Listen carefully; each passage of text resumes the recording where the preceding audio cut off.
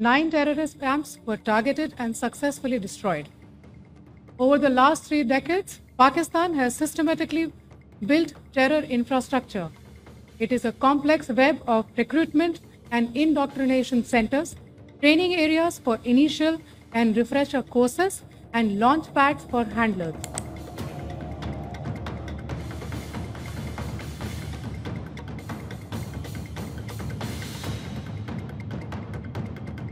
यह एलओसी से 13 किलोमीटर दूर है। लश्कर तौयबा का फिदाइन यहाँ तैयार होता था। इसकी कैपेसिटी 15 टेररिस्ट को ट्रेन करने की थी। अब मैं पाकिस्तान के अंदर के टारगेट से अवगत कराना चाहूंगी। पहला, शर्जल कैंप सियालकोट। यह अंतर्राष्ट्रीय सीमा से 6 किलोमीटर की दूरी पर है, तांबा कटवा के सामने।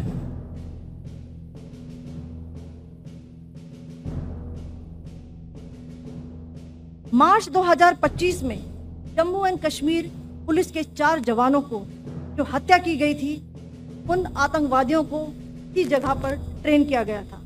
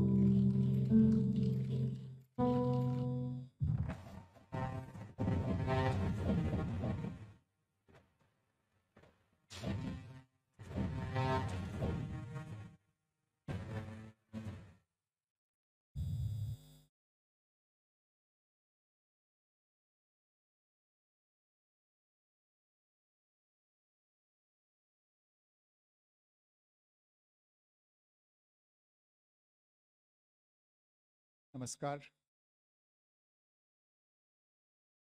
मीटिंग में शामिल होने के लिए आप सभी का धन्यवाद।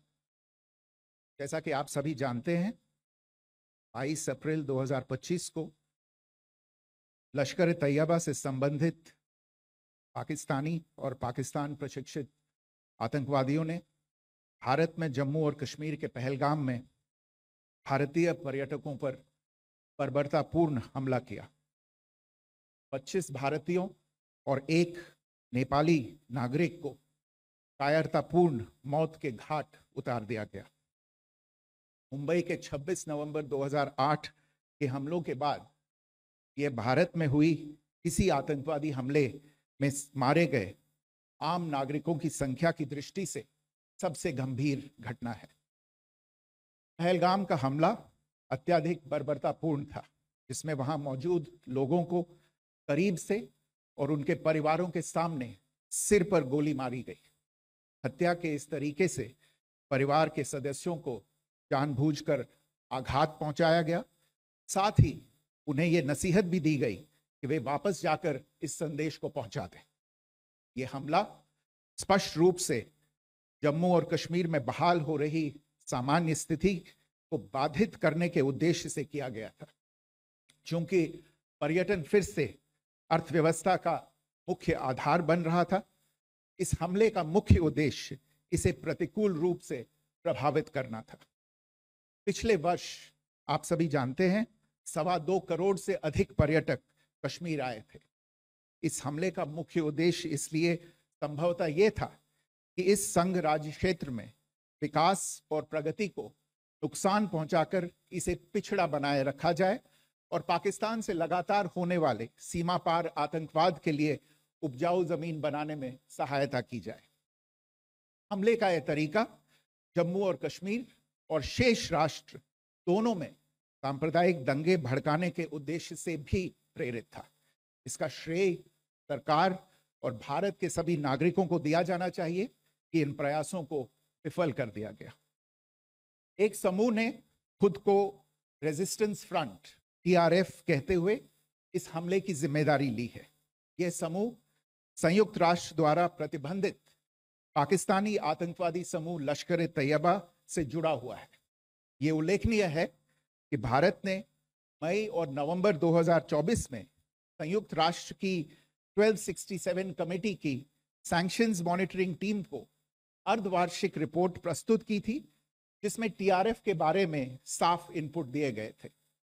इससे पाकिस्तान स्थित आतंकवादी समूहों के लिए कवर के रूप में टीआरएफ की भूमिका सामने आई थी।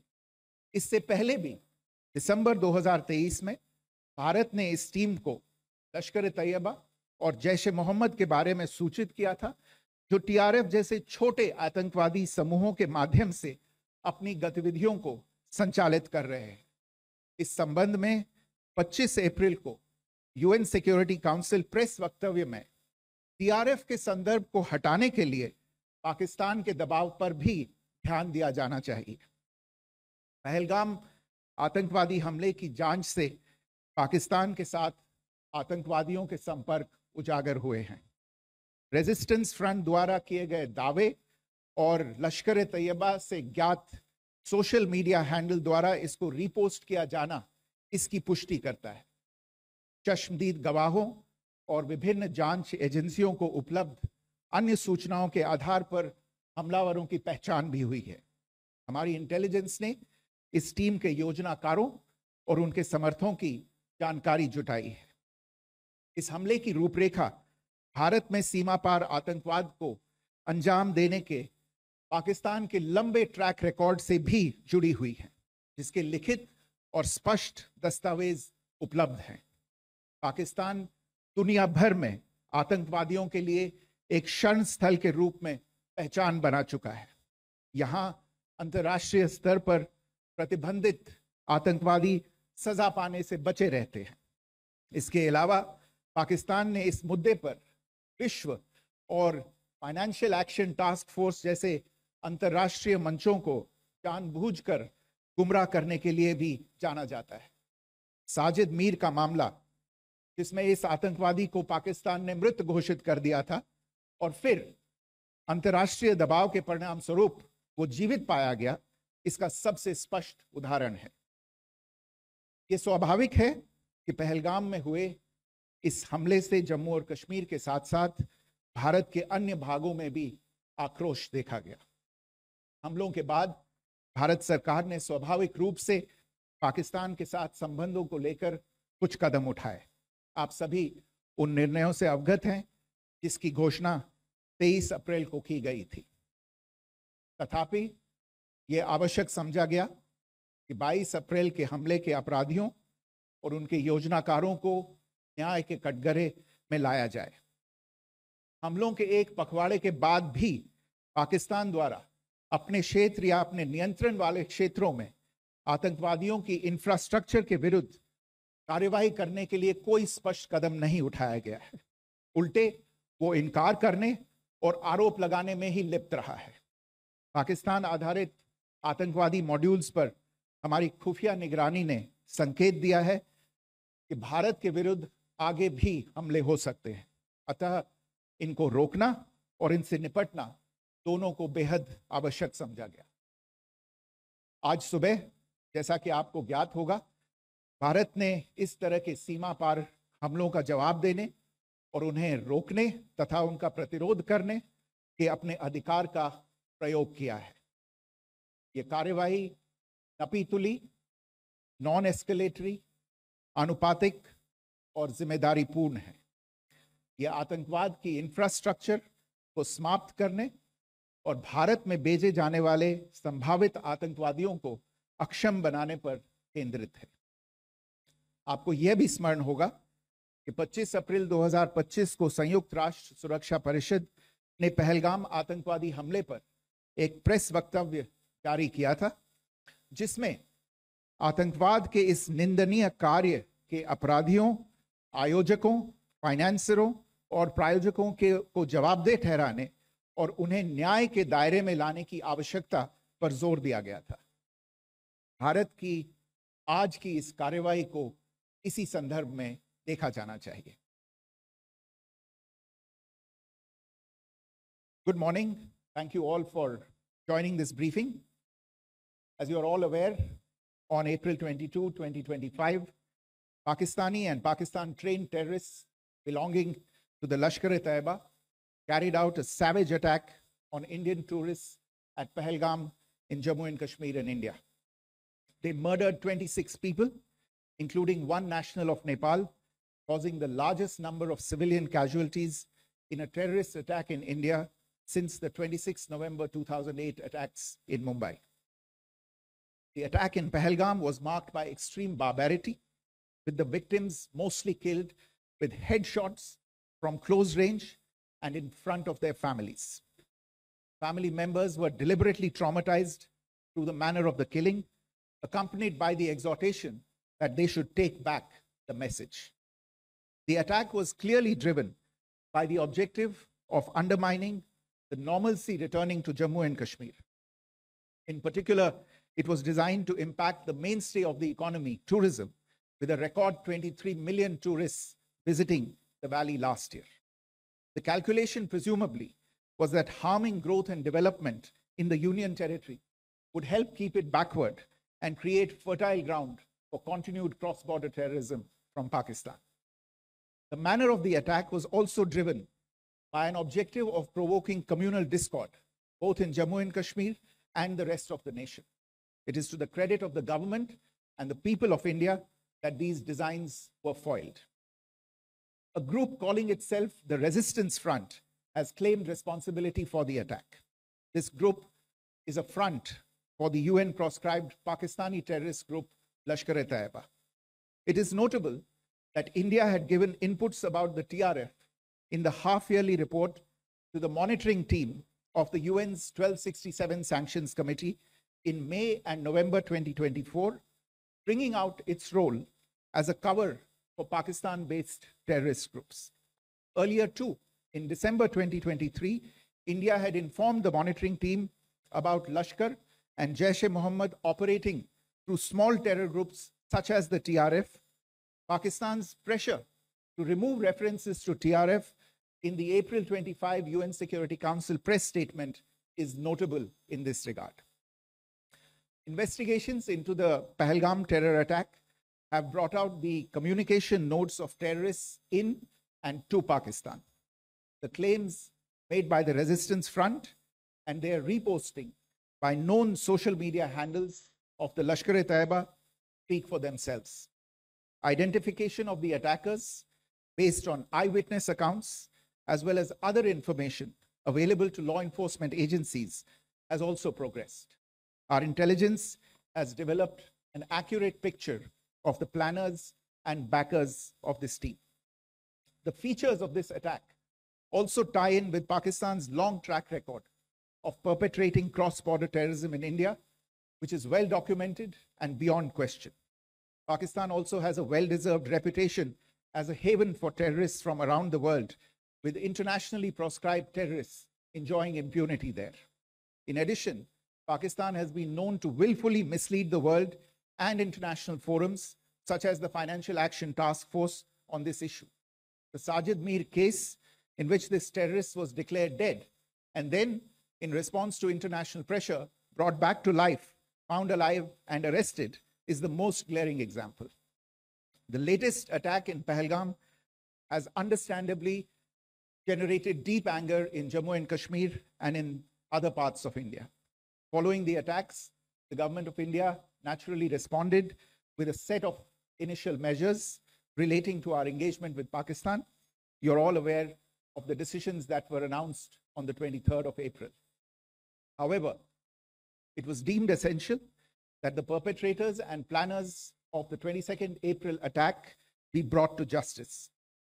Despite a fortnight having passed since the attacks, there has been no demonstrable step from Pakistan to take action against the terrorist infrastructure on its territory or on territory under its control. Instead, all it has indulged in are denials and allegations. Our intelligence monitoring of Pakistan-based terrorist modules indicated that further attacks against India were impending. There was thus a compulsion both to deter and to preempt. Earlier this morning, as you would be aware, India exercised its right to respond and preempt as well as deter more such cross-border attacks.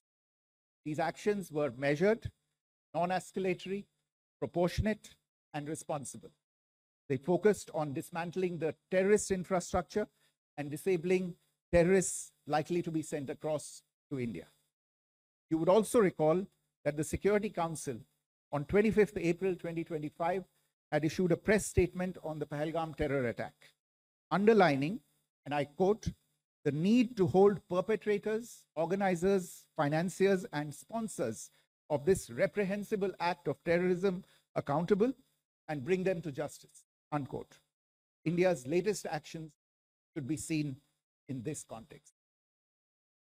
Joining me for this briefing on our actions earlier this morning are Colonel Sophia Qureshi and Wing Commander Vyomika Singh. I will request them to share some details regarding Operation Sindoor with all of you.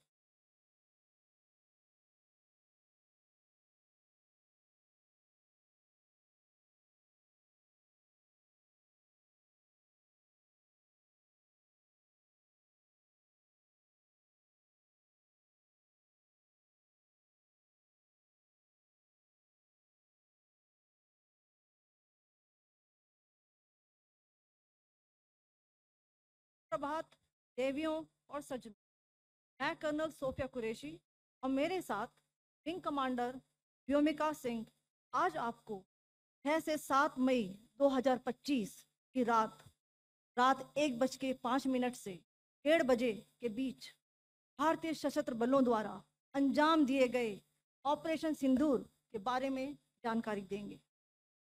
Operation सिंदूर 22 अप्रैल को पहलगाम में हुए विभत्स आतंकवादी हमले के शिकार मासूम नागरिकों व उनके परिवारों को न्याय देने के लिए लॉन्च किया गया था। इस कार्रवाई में 9 टेररिस्ट कैंप्स को टारगेट किया गया और पूरी तरह से इसे बर्बाद किया गया। पाकिस्तान में पिछले 3 दशकों से टेरर इंफ्रास्ट्रक्चर का निर्माण हो रहा है। इसमें recruitment, indoctrination centres, training areas व लॉन्च पैड शामिल थे, जो पाकिस्तान और पाक अधिकृत जम्मू कश्मीर POJK दोनों में फैले हैं। Operation Sindoor was launched by Indian Armed Forces to deliver justice to the victims of Pahalgam terror attack and their families. 9 terrorist camps were targeted and successfully destroyed. Over the last 3 decades, Pakistan has systematically built terror infrastructure. It is a complex web of recruitment and indoctrination centers, training areas for initial and refresher courses, and launch pads for handlers. These camps are located both in Pakistan as well as Pakistan-occupied Jammu and Kashmir areas. Some of the well-known training camps are located, as you can see on the screen. They are distributed from Tawai Nala in the north, counting to approximately 21, ending at Bhagalpur to the south. इन लक्ष्यों का चयन विश्वसनीय intelligence सूचनाओं के आधार पर हुआ ताकि आतंक गतिविधियों की रीढ़ तोड़ी जा सके, और यह खास ध्यान दिया गया कि निर्दोष नागरिकों और सिविलियन इंस्टॉलेशन को नुकसान न पहुंचे। The selection of these targets for Operation Sindoor was based on credible intelligence inputs and role of these facilities in perpetrating the terror activities. The locations were so selected to avoid damage to civilian infrastructures and loss of any civilian lives. This was done with due diligence, and the camps selected for targeting and their engagement will now be shown to you one by one. PoJK के targets मैं आपको बताना चाहूंगी। सबसे पहले सवाई नाला camp Muzaffarabad, जो कि पीओजेके के लाइन ऑफ कंट्रोल से 30 किलोमीटर दूर है। यह एक लश्कर तोयबा का ट्रेनिंग सेंटर था। 20 अक्टूबर 2024 सोनमर्ग, 24 अक्टूबर 24 गुलमर्ग, 22 अप्रैल 2025 पहलगाम, इन हमलों के आतंकियों ने यहीं से प्रशिक्षण लिया था। सैयदना बिलाल कैंप जफराबाद, यह एक जैश ए मोहम्मद का स्टेजिंग एरिया है। यह हथियार, विस्फोटक और जंगल सर्वाइवल ट्रेनिंग का केंद्र भी था। गुलपुर कैंप कोटली, यह एलओसी से 30 किलोमीटर दूर था। लश्कर तोयबा का बेस था, जो रजौरी पुंछ में सक्रिय था।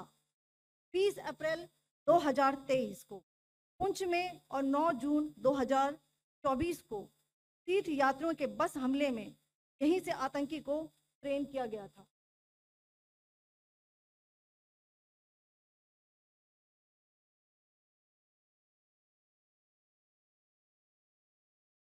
बरनाला कैंप भिम्बर, ये एलओसी से 9 किलोमीटर दूर है। यहाँ पर हथियार हैंडलिंग, आईडी व जंगल सर्वाइवल का प्रशिक्षण केंद्र था। अब्बास कैंप कोटली,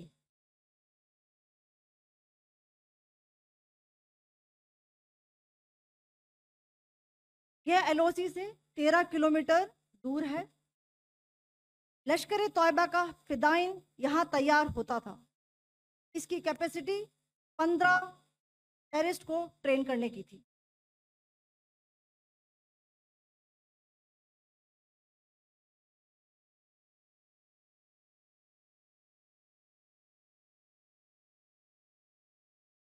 अब मैं पाकिस्तान के अंदर के टारगेट से अवगत कराना चाहूंगी। पहला, सर्जल कैंप सियालकोट, यह अंतर्राष्ट्रीय सीमा से 6 किलोमीटर की दूरी पर है, शांबा कटवा के सामने।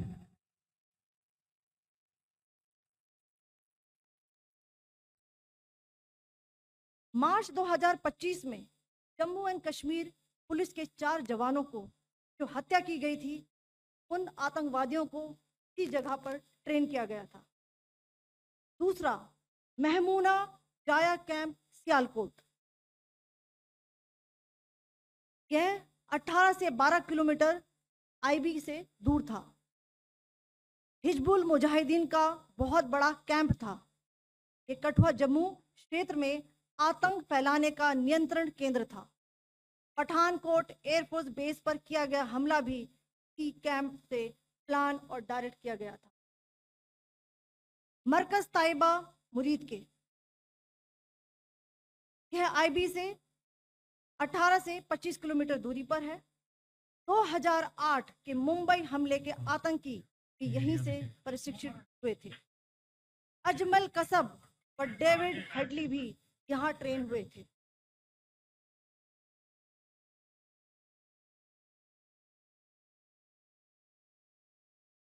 आगे दूसरा आया।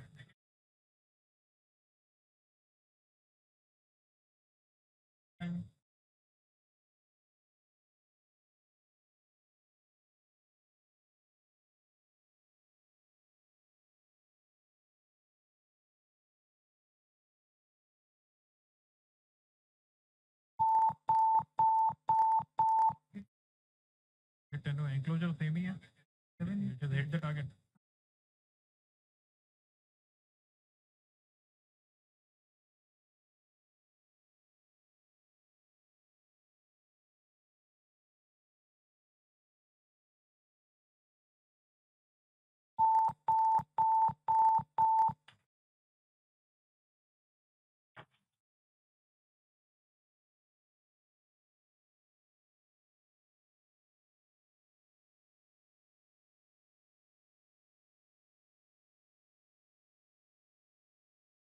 मरकज सुभान अल्लाह भावलपुर के इंटरनेशनल बाउंड्री से 100 किलोमीटर दूर है। जैश ए मोहम्मद का मुख्यालय था। यहाँ पर रिक्रूटमेंट, ट्रेनिंग व इंडोक्ट्रिनेशन का केंद्र भी था।